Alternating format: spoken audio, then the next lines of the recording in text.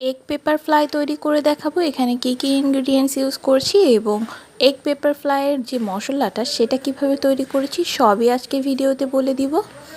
আমি প্রথমে ডিমটাকে সেদ্ধ করে নিয়ে স্লাইস করে নিয়েছি এবং এর স্লাইস করা সাইডটা কড়াইয়ের দিকে দিয়ে ভালো করে ভেজে নেব যাতে কুসুমটা খুলে না আসে, আর এই দিকটা দিলে কুসুমটা সহজে খুলেও আসবে না আর ভালোভাবে ফ্রাইও হয়ে যাবে।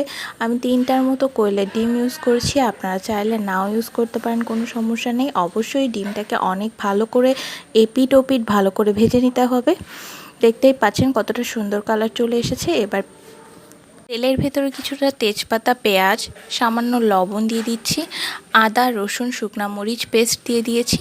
এবার দিয়ে দিচ্ছি হলুদ, ধনিয়া গুঁড়া, পেপার ফ্লাইয়ের মশলা দিয়ে ভালো করে কষিয়ে নিব।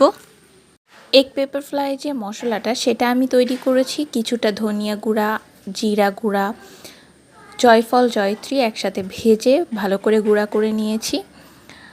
এই যে সামান্য পানি ইউজ করছি যাতে মশলার কাঁচা গন্ধটা একেবারে চলে যায়। খুব ভালো করে কষিয়ে নিতে হবে যেন কাঁচা গন্ধ কোনোভাবেই থেকে না যায়। আর এই যে যখন পানিটা ফুটে এসেছে তখন আমি ডিমগুলো দিয়ে এপিট ওপিট ভালো করে একটু নাড়াচাড়া করে নিব কিছুক্ষণের জন্য, এবং আমি এটাকে প্রায় 5-6 মিনিটের জন্য ঢাকনা দিয়ে খুব ভালোভাবে ঢেকে কুক করব। এই পর্যায়ে ডিমের ভেতরে মশলাগুলো যাতে একেবারে ঢুকে যায় এ কারণে এটা কিছুক্ষণ ধরে রান্না করতে হবে। আর ঢাকনাটা উঠিয়ে সামান্য কাঁচামরিচ ছিটিয়ে দিয়েছি, দিয়ে দিচ্ছি সামান্য লেবুর রস। এই পর্যায়ে আমি দিচ্ছি মিঠা আতর, আপনারা চাইলে এটা স্কিপ করে কেওড়া জল ইউজ করতে পারেন।